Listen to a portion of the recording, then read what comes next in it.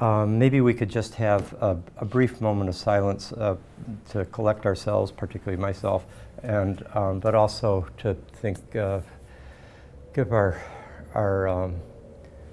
thoughts and our wishes, our prayers to all those who have been hurt so much by these fires in our local area, and of course throughout the world. That is so many catastrophic things are happening with climate change and hurricanes and floods.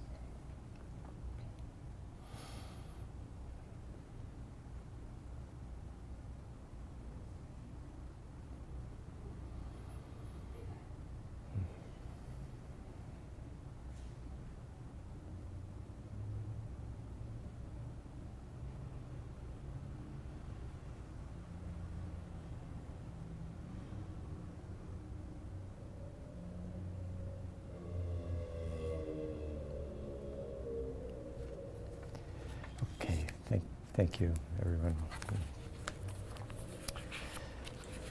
So this is the once each year for the Intro to PCC class, I do a little 3-hour, well, 2.5-hour presentation of, it's called The Art and Discipline of Writing, and it basically is my best effort to share with you a number of tips and results of experience and counsel that you might find useful in your journeys as a writer. Some of these things are going to be more personally relevant to you than others, and some things will be relevant to you, but not to others here. And each of us has an individual path to take in life, generally, of course, but specifically as writers on our own journey of self-discovery and in a way, self-conquest as well. And so, although some of what has been important in my journey might be crucially important for you to know too, some might be irrelevant. But if you get even a half dozen useful ideas today, it'll be worth it. One or two of them can affect, influence your creative life, your writing life, but we just don't know now which are those right ones.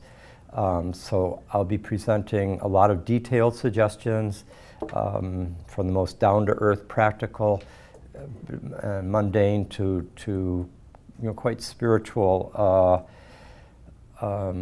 concerns about becoming a writer. This is based in part on my own life as a writer, but also I've immersed myself over the decades in a large number of biographies of writers and artists, and also assimilated quite a few useful books about writing, about style, and so forth. I think it's very good to read biographies about writers that you admire. Many helpful orienting ideas can come to you from that, and also a sense of experience. And then it's really good to read good style books, the ones that I would very much recommend for you to have on your shelf. Certainly the classic little book, The Elements of Style, E.B. White and Strunk. It's often said that it's good to read that every year or two. It's easy to do, it's so short, but there's lots of useful information in there. We'll talk about it a little bit later, putting it in perspective. I highly recommend the book by Edward Johnson called The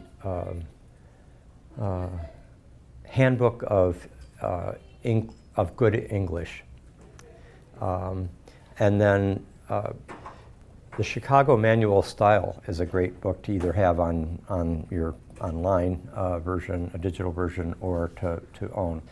I remember while I was slowly printing out Passion of the Western Mind in the 1980s on a printer that you fed each page into individually.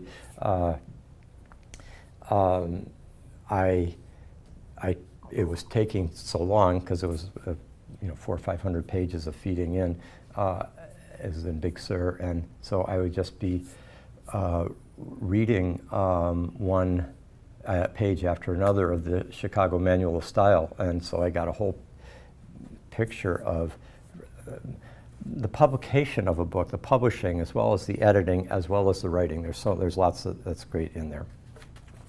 Okay, so I'm going to start now with two quotations.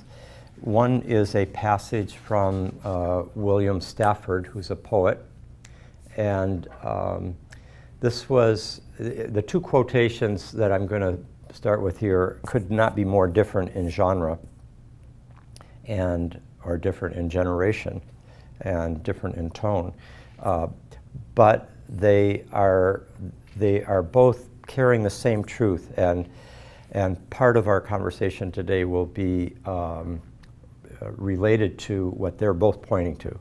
So this is William Stafford, and it's from an essay that he wrote called "You Must Revise Your Life." Becoming a writer is just partly the learning of tricks and processes of language. Literature comes about by way of a behavior, a way of thinking, a tendency of mind and feeling.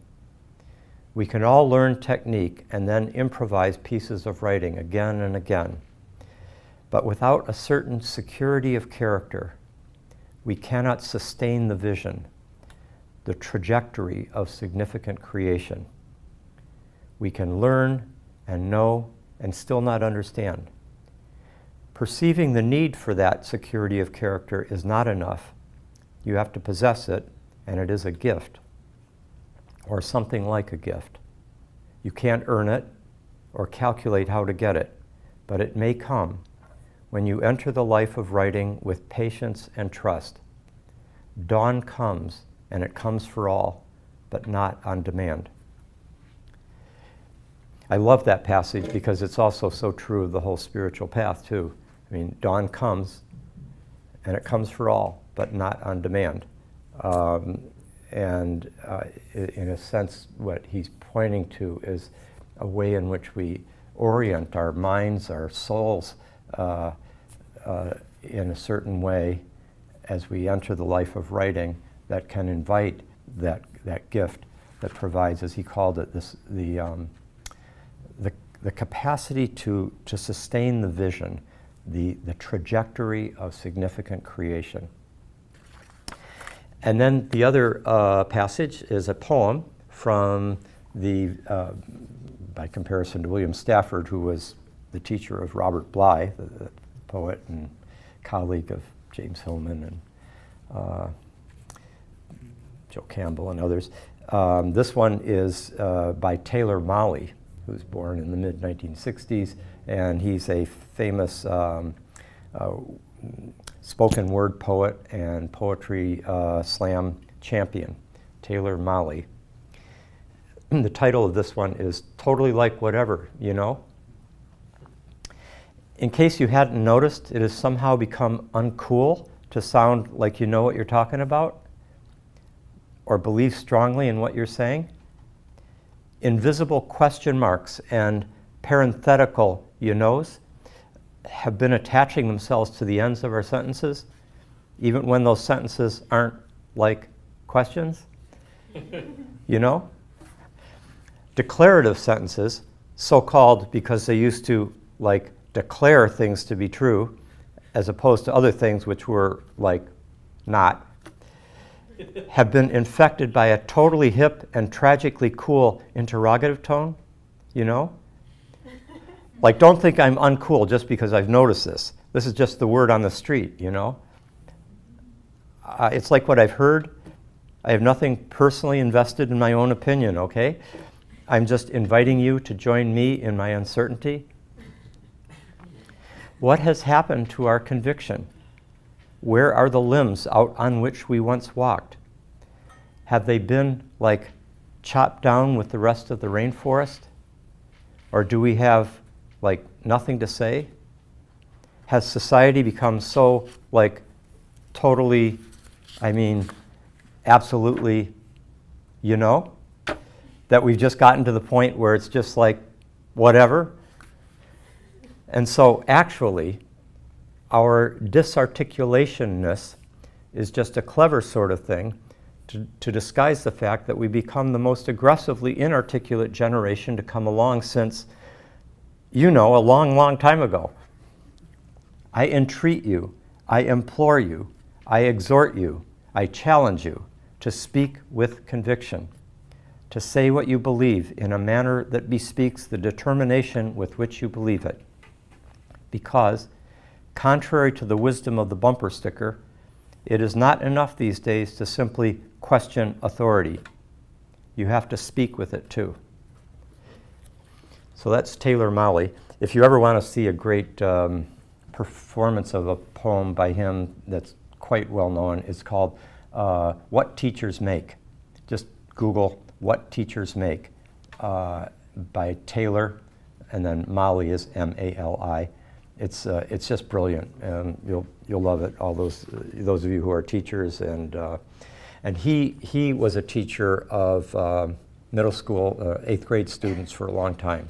So you can see he's partly addressing his students, but he's also addressing them as a rebel from his own generation, but letting them know that to be successful rebels, they have to take on the disciplines of it. Anyway, I think you'll appreciate that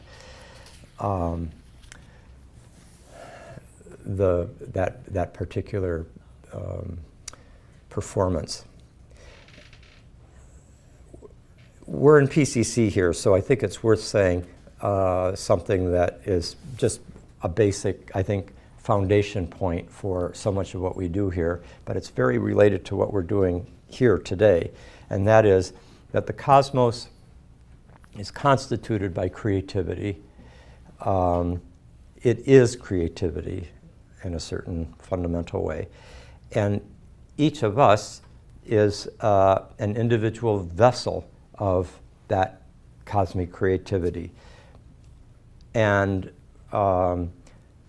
both this individuality that each of you have, each of us have here, and the cosmic ground is crucial to the creative impulse that is flowing through us and that is enacted in our work.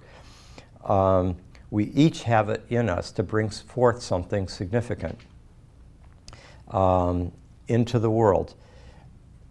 And this involves a path of self-discovery, of self-actualizing, but also, in a certain fundamental way, of self-transcendence. And that brings in even experiences of defeat, for example, that are quite essential to this that formation of becoming a really effective writer. So let me start with 4 headlines here, having given those orienting epigraphs from William Stafford and Taylor Mali. So there's 4 major themes that'll come up in various ways over and over in the course of my time with you today. And these 4 are essentially attitudes and habits that I believe are important, are fundamental to the writer's path. First is the importance of preparation. One day I was hearing Terry Gross on Fresh Air interview the novelist Richard Price. How many of you get to listen to Fresh Air, the Terry Gross's interviews on NPR? I mean, they are just terrific, and there's huge. They're all free. They're all on. You can more than 20 years are available on podcasts, and you name it. I mean, they're just great musicians and actors and directors and political journalists, etc., are interviewed, and she is a great interviewer. But it's quite worthwhile because she has the capacity to bring forth a kind of sincere personal touch of sincerity and open-heartedness in the people that she is interviewing. So Richard Price writes very they're first-rate novels of the life at the level of on the street crime novels, things like that. A good number have been made into movies. It comes out of New York.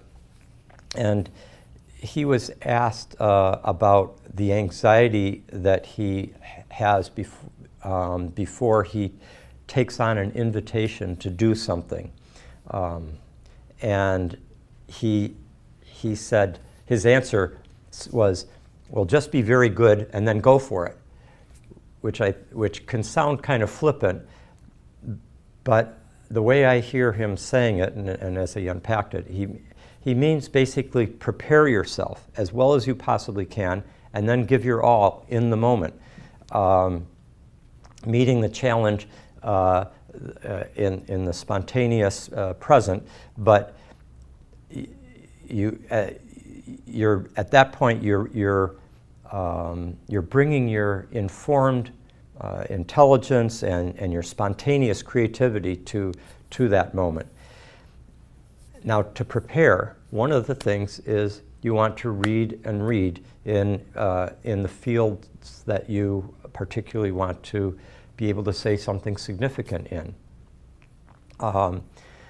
Primary sources, secondary sources, all levels, so that over time, as you've delved deeper and deeper into that area, you begin to have a certain sense of inner authority about what matters in that field, and about who matters in that field, who has said things that really are of enduring value. And you begin to get a sense also for how to say it best. You get a sense of taste, of proportion, of the relative significance of various things, an appreciation of style. So, on the other hand, you have to watch out for what's known in the academic world as research rhapsody, research rapture.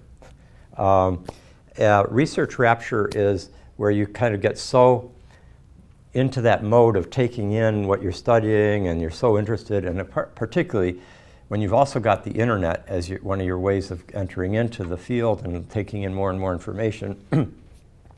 There's something about the whole electronic medium that has a hypnotic or addictive pull on one, and you can lose track of time. Also, because you can just hit that hyperlink and go over here, and that's really interesting. Oh, I'll go over here, and then now it's possible that in doing that you're going to find just the thing that you needed that you wouldn't have otherwise found.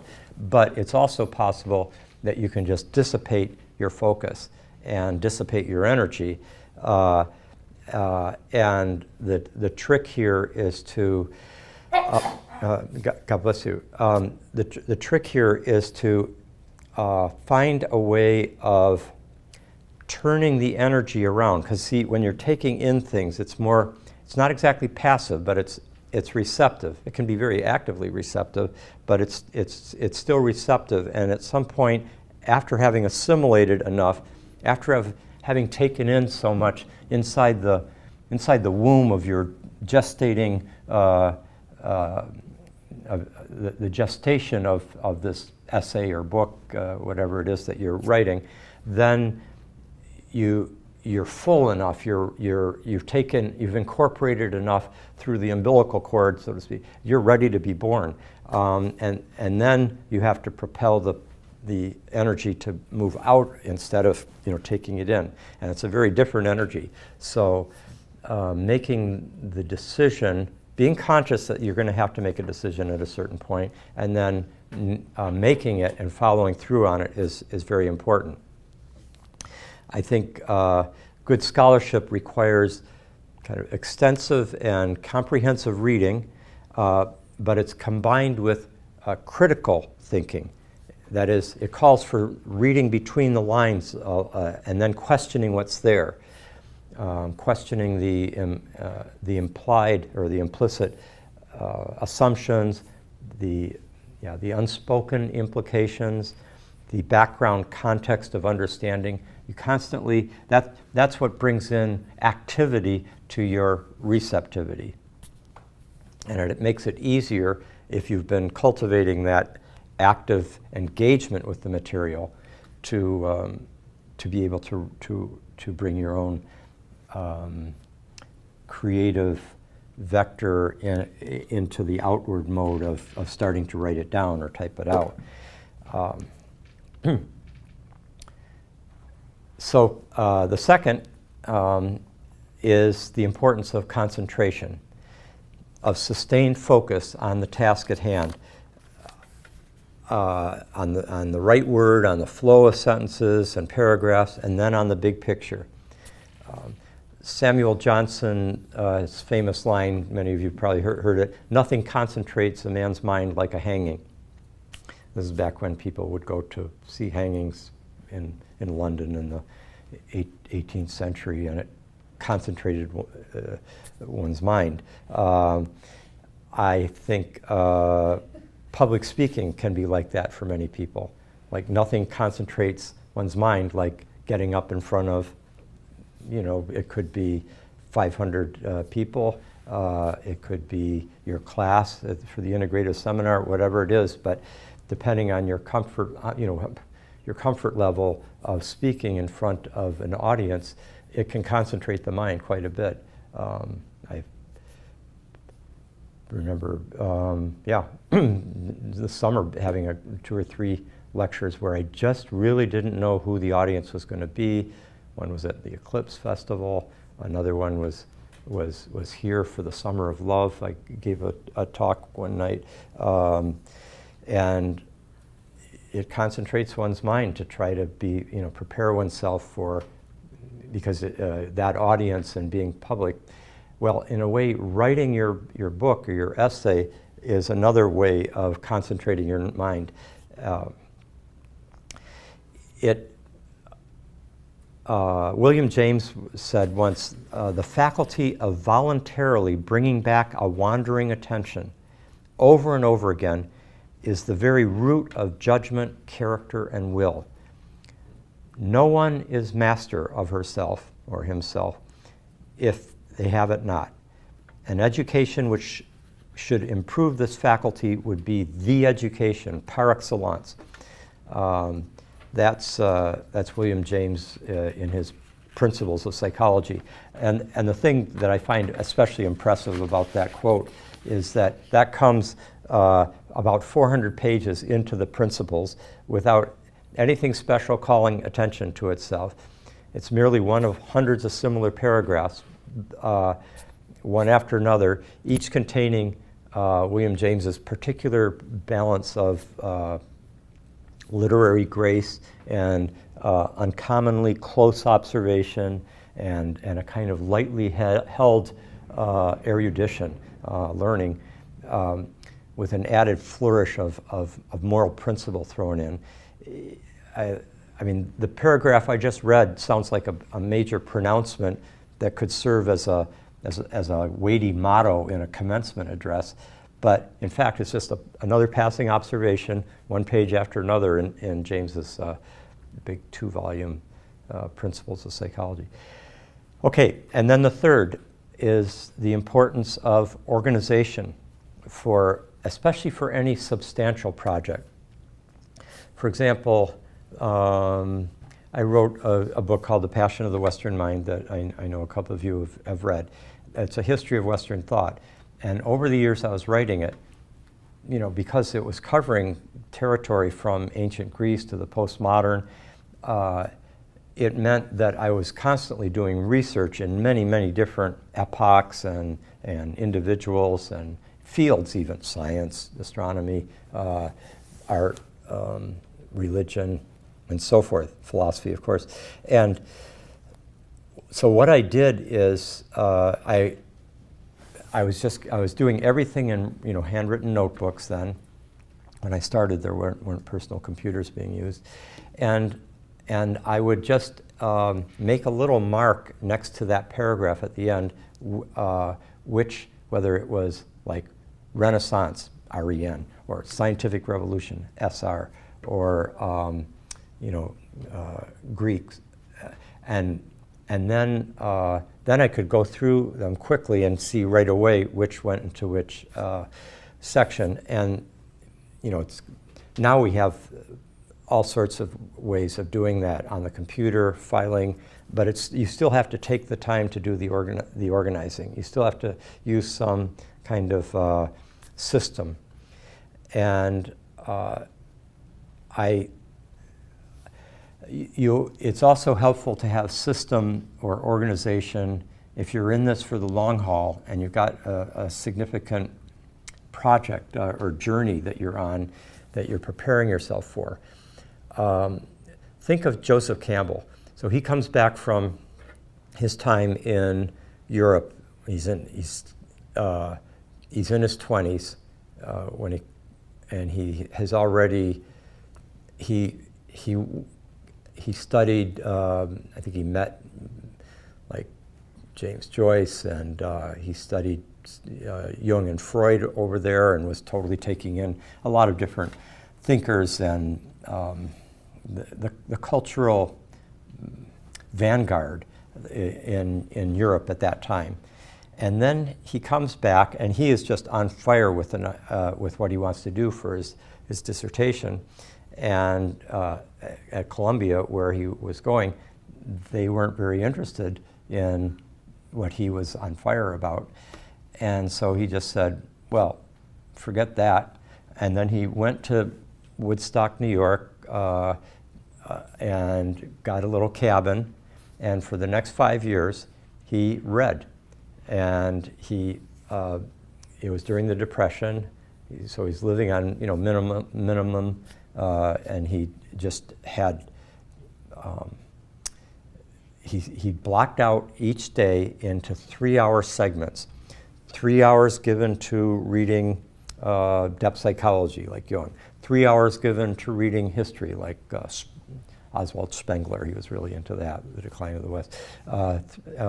Then 3 hours given to either cleaning up his, sweeping the cabin and chores, or spending time with friends. And then 3 more hours given to something else, like Indian philosophy or myth. And he did this for 5 years, and then he got a phone call or a letter asking him if he could, even without his PhD, begin to teach at Sarah Lawrence. And so then for 34 years, he taught at Sarah Lawrence with a lot of preparation under his belt, and he could speak with a kind of authority that came from having he just so systematically organized his life during that time to really make use of it. I think of somebody I don't admire at all. Henry Kissinger said, "You have to have done your thinking before you go to Washington." And there's something to that, that we've all got sort of frontline things that we're going to do in life. And you want to have done your preparation beforehand, and so that you're able to be prepared to really meet the demands on the front line. And now here's the fourth. and that is the importance of resolution. Now, one of the ways I mean the word resolution is something from, you may have heard this quote. It was for a long time misattributed, and still is, to Goethe, but it's actually from a man named W.H. Murray, a Scotsman who was a mountain climber of the Himalayas, and he was talking about particularly what was necessary to take on the big challenges of climbing these tremendous mountains. And he said this: until one is committed, there is hesitancy, the chance to draw back, always ineffectiveness. Concerning all acts of initiative and creation, there is one elementary truth, the ignorance of which kills countless ideas and splendid plans. That the moment one definitely commits oneself, then providence moves too. A whole stream of events starts issuing from the decision, raising in one's favor all manner of unforeseen incidents, meetings, and material assistance, which no person could have dreamt would have come their way. I learned a deep respect for one of Goethe's couplets. This is the only part that was Goethe. Whatever you can do or dream you can, begin it. Boldness has genius, power, and magic in it. The fact, by the way, that there's a lot of misattributed quotes out there, particularly on the internet, always check your sources, double check, because I mean, half the things that the internet says Albert Einstein said, he didn't.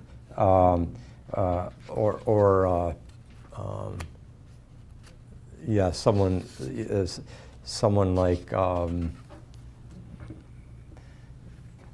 remember when that quote, I'll think of it in a minute, was widely distributed. I'll bring it up later when it occurs to me. Now, the second meaning of resolution, the way I have in mind, is that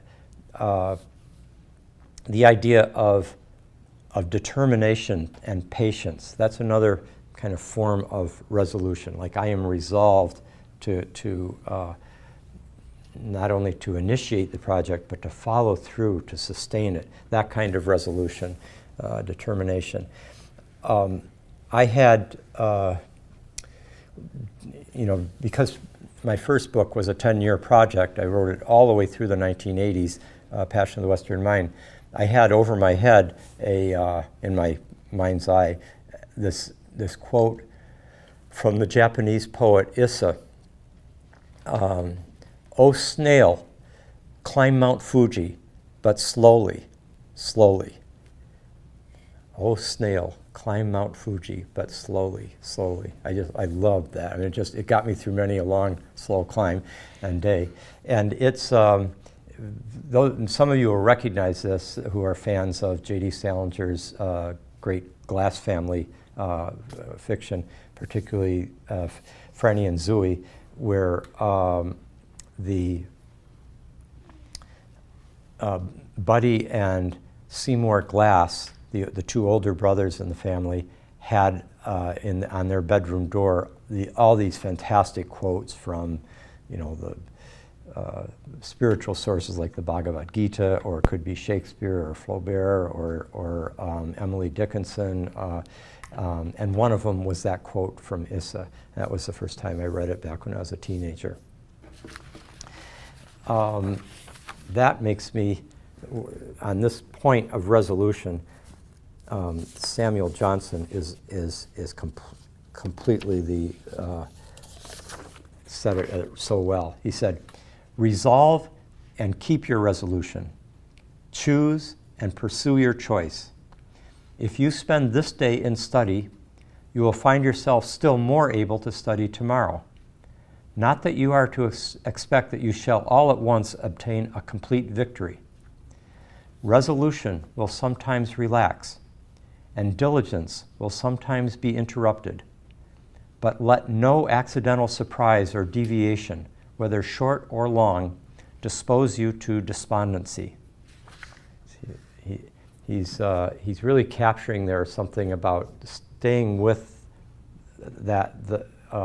Like you build up certain habits, certain discipline. It's almost like mental and volitional muscles, and then and that makes it easier from that point on. But there's going to be interruptions. In fact, here's the other another quote that he said that I loved so much. Helps me to this day. The distance is commonly very great between actual performances and speculative possibility. It's natural to suppose that as much as has been done today may be done tomorrow, but on the morrow some difficulty emerges or some external impediment obstructs. Indolence, interruption, business and pleasure all take their turns of retardation. And this is the crucial quote that I've seen a number of places. And every long work is lengthened by 1,000 causes that can, and 10,000 that cannot be recounted. Perhaps no extensive and multifarious performance was ever effected within the term originally fixed in the undertaker's mind. He that runs against time has an antagonist not subject to casualties. He's so right on. I mean, the way he could. He that runs against time. Time is capitalized. It's like it's an archetypal principle. Chronos. He that runs against time has an antagonist not subject to casualties. Wow. That's the 18th century master. All right. So one other thing about resolution in a very different sense, and this is resolving, like in music, when you resolve the chord, you resolve you could have been doing a whole improvisation, and then you move to the resolution. The idea here is, can you bring your paper, your book, each chapter to a point so that all of its parts make sense? They all now constitute a whole. Each paragraph, each chapter, each sentence, the Duane Allman, the great slide guitarist who tragically died age 24, of the Allman Brothers, he said to his bandmates the first time they were telling him about Dickie Betts, who became the second guitarist with the Allman Brothers, and they're telling him about Dickie Betts over there in Florida. I think it might have been where you were from, Chad. This is about 1969, and they were telling him just how great Dickie Betts was. And Duane Allman said to them, his bandmates, he said, well, can he resolve? Which, by the way, Dickie Betts and Duane Allman superbly could. If you listen to the great albums by the Allman Brothers, when they were at their origin, when Duane was still alive, like Live at the Fillmore East and Eat a Peach, they could do these long improvisations and then just bring it back home just magnificently, just as they resolved those endings and climaxes, particularly like the Mountain Jam and You Don't Love Me.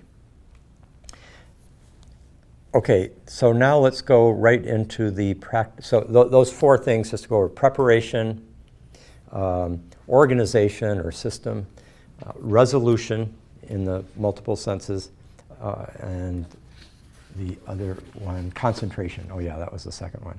Concentrate, right? So now let's get right into some practical day-to-day habits. First, some of these things you guys know. You couldn't have gotten this far and be in graduate school without having, developed your own disciplines and your own habits that have served you. So, but let me just share these to the extent that they can be useful to you. I wonder if it's quiet enough outside that we could open up a window. It sounds pretty good. Yeah. If it gets uncomfortable, just go ahead and close it.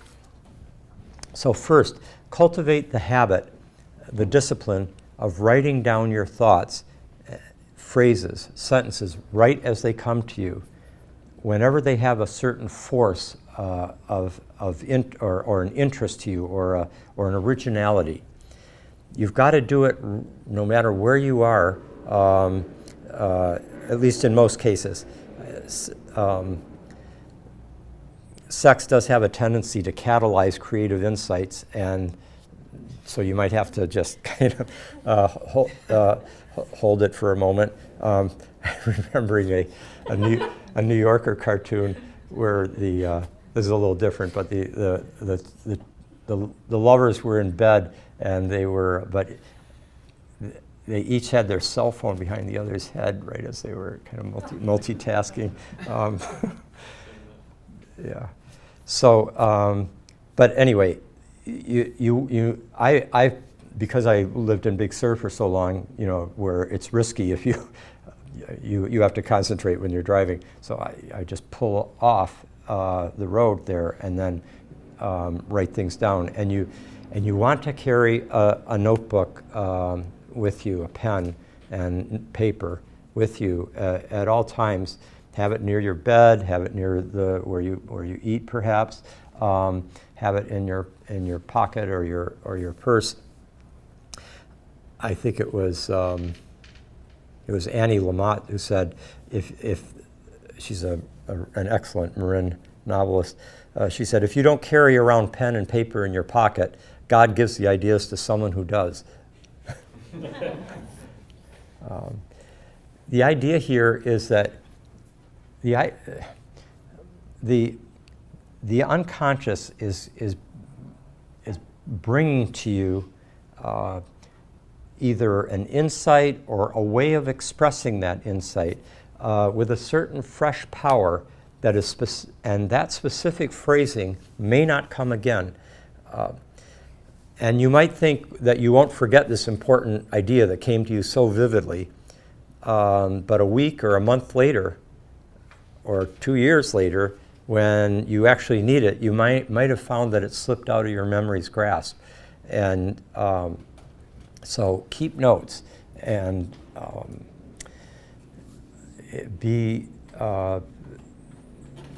it's like dreams, where we talked about it in our my other class this semester, where it's well known that if you start paying close attention to your dreams, writing down your dreams, contemplating them, the dreams often start becoming more vivid.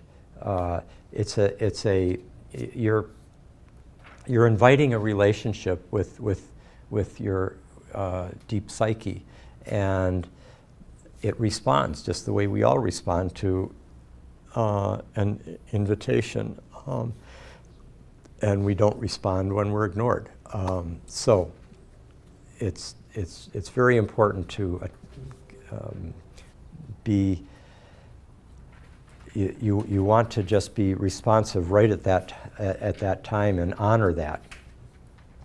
Now, at the beginning of the day's work, you have to choose the time of day when you're most alert and creative and most free of distractions. And for many people, that's in the morning. Not all, and so much depends on other commitments that you've got in life. But because for some it's in the evening or late at night after everyone's asleep. But you want to, as often as possible, devote yourself to this particular activity that requires your lucid creative powers at their height. Do it when you've got your own alertness and lucidity most available to you. And so that means if if this is a morning matter, a period of, the morning is your period, it's important not to get sidetracked at that time because your energy can get so easily appropriated or channeled into texts, into web surfing, into phone calls, emails, reading the paper, driving here and there, errands, all sorts of distractions. Some are necessary. You constantly have to make compromises, especially if you're raising children. But as much as possible, where those aren't necessary, have the discipline to not get distracted. John Kenneth Galbraith was asked how he managed to write so much, and he was a very good writer too. And he said, "I wake up early, have a good breakfast, and begin." And that's so exactly the strategy, the kind of simplicity of it. James Hillman says it can be hard to seize the day. So much can distract you, and then suddenly it's noon, and you haven't gotten to your writing yet. It's easier to go straight from the bed, wash your face or shower, and to the desk, or with a little breakfast. This is also when your unconscious, or the deep psyche, which is the source of your creativity, is closest to your consciousness. You're in that kind of, the very end of the day and the very beginning of the day, you have those more liminal places where, the ruler of the night and the ruler of the day are in interaction. The solar and lunar inside of you. The next thing, as in terms of a important daily practice, I think, is to create your magic circle, your sanctum sanctorum, within which the creative work takes place. You need a sacred space, both internal space and external space. And you need that space both in time, as I was just talking about, as well as in space. So it could be a room, it could be a corner of a room, it could be a studio, it could be a cafe. There's books out there with many photos of famous authors writing spaces. It's fascinating to see. I remember Dane Rudhyar, because he lived such an itinerant existence from hotel to hotel, but he wrote a lot of books, which somebody just wrote to me saying they have a library of 150 books by Dane Rudhyar that they're looking for a university library to be able to give. He wrote a lot. He's also a composer and everything like that. But he didn't really have a home for so much of his life. He's moving from hotel to hotel.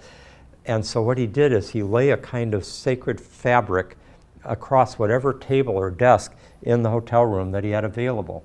I seem to remember there might have been like maybe a candle or something like that, but just had that there, and that gave him that sense of the sanctum sanctorum, the sacred space within which your creativity could be safe to come forward. Then you have to quiet yourself. You have to center yourself. Meditate a moment or a few moments. Pray. Ask for clarity.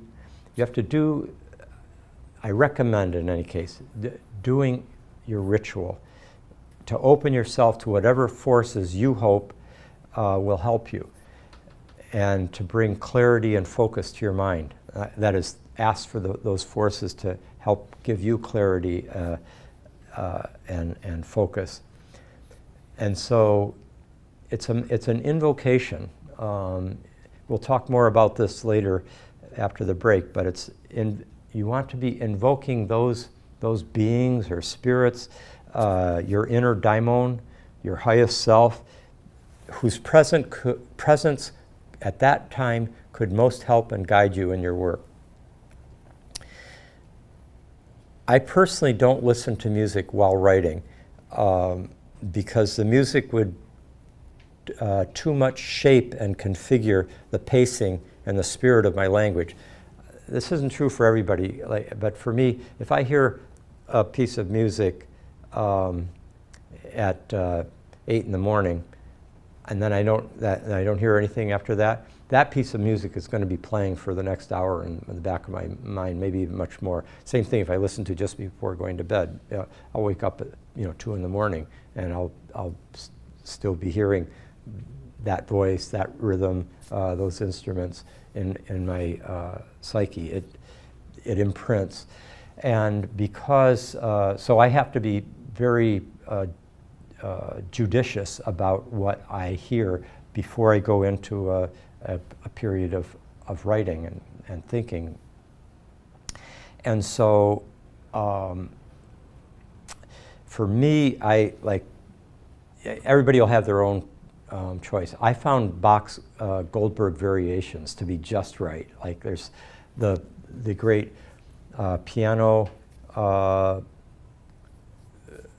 rendering that Glenn Gould did, famous album 1955 on the Goldberg variations. There's something about Bach generally, but particularly those variations that has this perfect combination of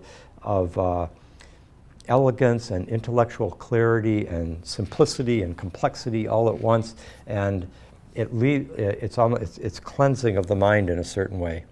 And especially if let's say I was carpooling that morning, taking because I would take Becca to Waldorf school, this is 20 years ago,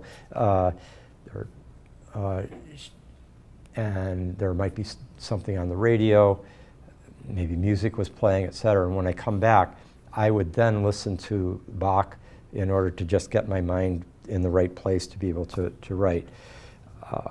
But I'm more vulnerable that way than others. So everybody should find their own way of doing it. And some people can write very well with music going. But I find it actually shifts the pacing of my sentences because I'm unconsciously trying to have the phrasing of the sentence fit in with the pacing of the song that's playing in the back of my mind, or playing in reality. So I listen to Bach and then I stop. Now another thing that is really good to do apart from music as a preparation for kind of getting your mind in the right place is to read certain works of writing that you really admire, that have a certain stylistic clarity. For me, like Jane Austen is just so clear, so intelligent in every single sentence. Every word is so great. It was John Kenneth Galbraith who alerted me to that. He used to like to read Jane Austen before he started his own writing. She's great. But Lincoln is like that. Darwin is born the same day as Lincoln. They both are great writers. Every sentence, every word counts. They're real masters of style, even though neither was interested in being a, stylistic writer. They had something else they wanted to do. Freud was a good writer. Virginia Woolf's nonfiction work has just great clarity and effectiveness of a kind of power in her thought. Thomas Kuhn, Charles Taylor. These are all the ones that I personally admire, but you should find the ones that you like. And then, and this is the crucial thing for your daily practice of writing and making progress and to create this work. Give sustained time, day after day. That's the sine qua non. If you're not giving at least like 2 hours, or more ideally at least 3 hours, several days a week. James Hillman said this to me back when I was about 20. I was in my late 20s, and he was going to be publishing one of my early books, and I was raising a child by myself. I was also director of programs at Esalen, so it was a busy time. So I could only do my writing very late at night. And then he said, you know, you have to get in 3 hours a day, or it's not really going to happen.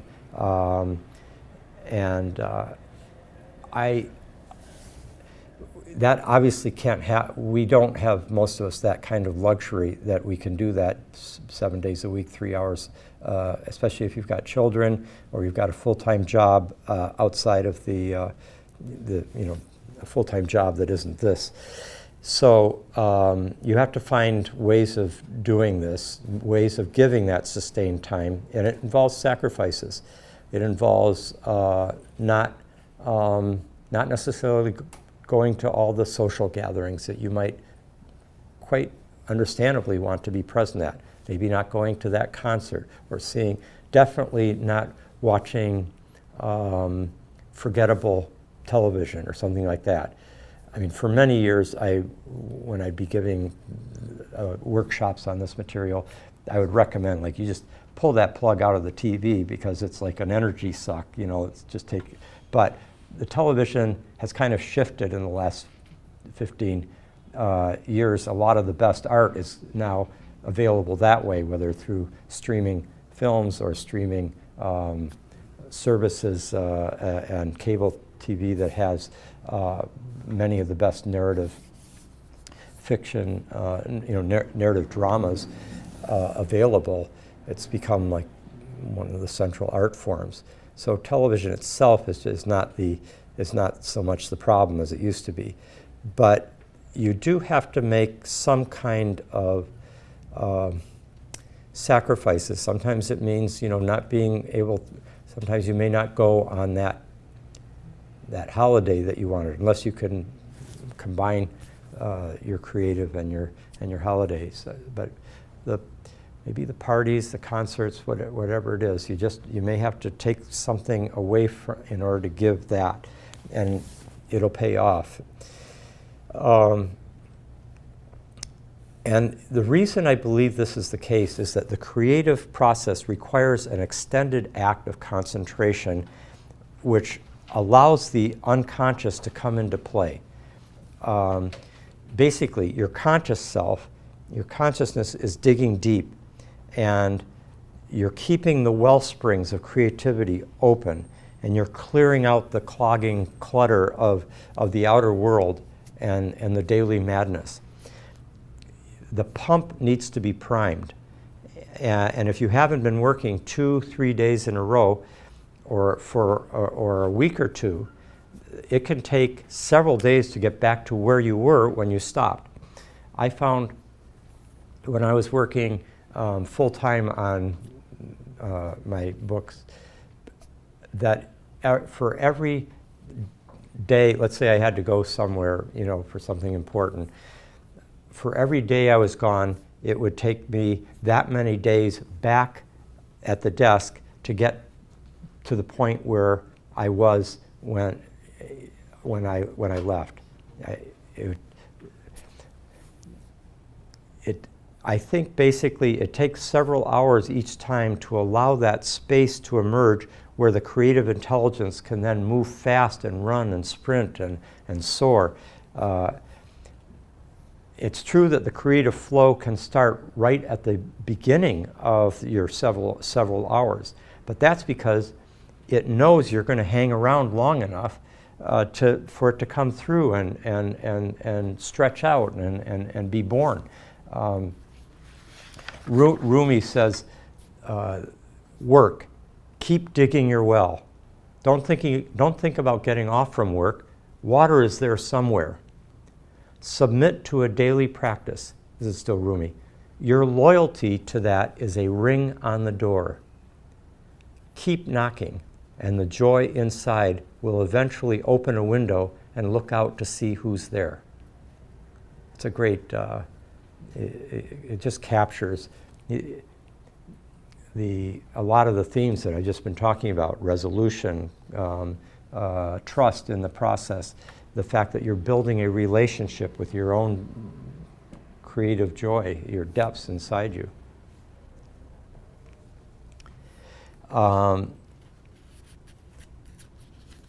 Now, in terms of raising a child, it can be done, even if you're a single parent, during naps, for example, or late at night. Ursula Le Guin said, asked how she managed with her children, raising her children at the same time. She said, well, if you notice, I write a lot of short sentences and short works, short stories. And that brings up another crucial point. You use the obstacles to shape the creative force that's coming through you. Or rather, the creative force is completely intermixed with the obstacles in order to realize itself. It's the same thing with romantic love. The obstacles and the challenges are essential to the love. They're not simply in the way. They're not simply antagonistic. They're shaping the character of and depth and the nature of the romantic love. And Romeo and Juliet would not be Romeo and Juliet if they didn't have the whole context within which they were struggling. And it's amazing all the things that can force can play a role in the creativity that you might think would be just antagonistic to it. For example, here's Dostoevsky. He's running across Europe to escape, going from spa to spa to escape the creditors that are trying to get him because he's in debt. And as he's doing that and needing to quickly make some money, under that pressure, which I would think would just be paralyzing, he writes Crime and Punishment. I mean, like one of the absolutely greatest novels of all time. He does it in like less than 2 years, on the run, and that's the first of his really great novels. I mean, he wrote good stuff before that, but boy, from Crime and Punishment on 1865, 66. From that point on, then he does The Possessed, The Idiot, and then Brothers Karamazov. I mean, he's just at his glory from that point on. Or take Van Morrison. He has lots of really good songs throughout his career, but there's one album that's just like at the top of the mountain of his, Astral Weeks. And people have asked him, well, what was going on that helped produce that? And he said, I was broke. Now there's more going on than that. I mean, he had great transits, major creative energies were at work at that point. It was the Jupiter-Uranus-Pluto triple conjunction, but the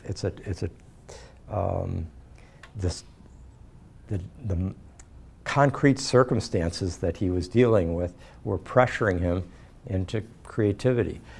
I have to say, I hate deadlines. I was very glad I didn't have one for Passion of the Western Mind. I just was living on, barely anything, but in a cabin in Big Sur to write it, because I knew no one would, no publisher. I didn't even know if I'd ever get published. I just knew I needed to write the book, and so I was glad not to have that pressure, because it was taking me too long to master each area that I needed to write about with some authority or assurance that I knew the territory well enough to articulate it.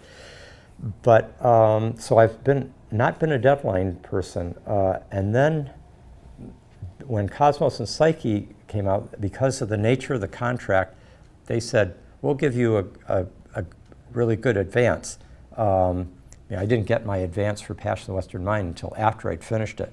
But for Cosmos and Psyche, for a number of reasons. They wanted to have it come out sooner, and they wanted to, foot the bill for me to be able to not teach and everything, and just write it.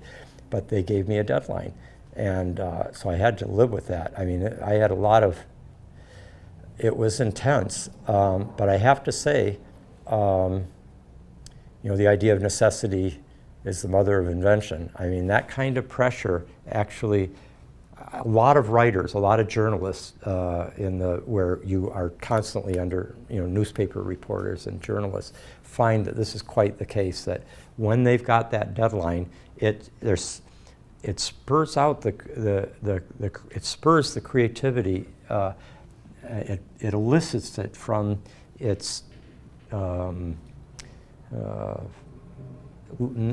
non-active mode, and under the pressure of it.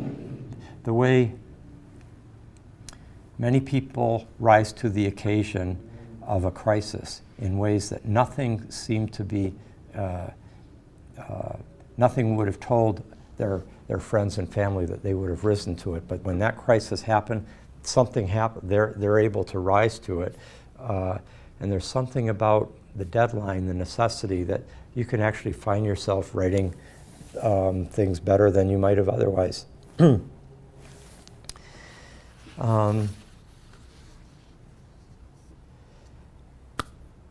I don't think multitasking is a good idea for most writing tasks, because it needs such intense focus and concentration. Brain research shows pretty clearly that multitasking literally doesn't actually occur. The brain can only focus effectively on one thing at a time. So when it's required to multitask, it's moving very quickly between the two or more activities, which can be done up to a point, but not with results that equal what could be done if each activity was being done given its full attention. Again, I think, bring up the analogy of making love, or what Hillman calls aesthetic intensity. Full care, attention, and delight goes into a high creative act. And it can only be diminished by simultaneously doing other things like, conversations and listening to the radio or something like that.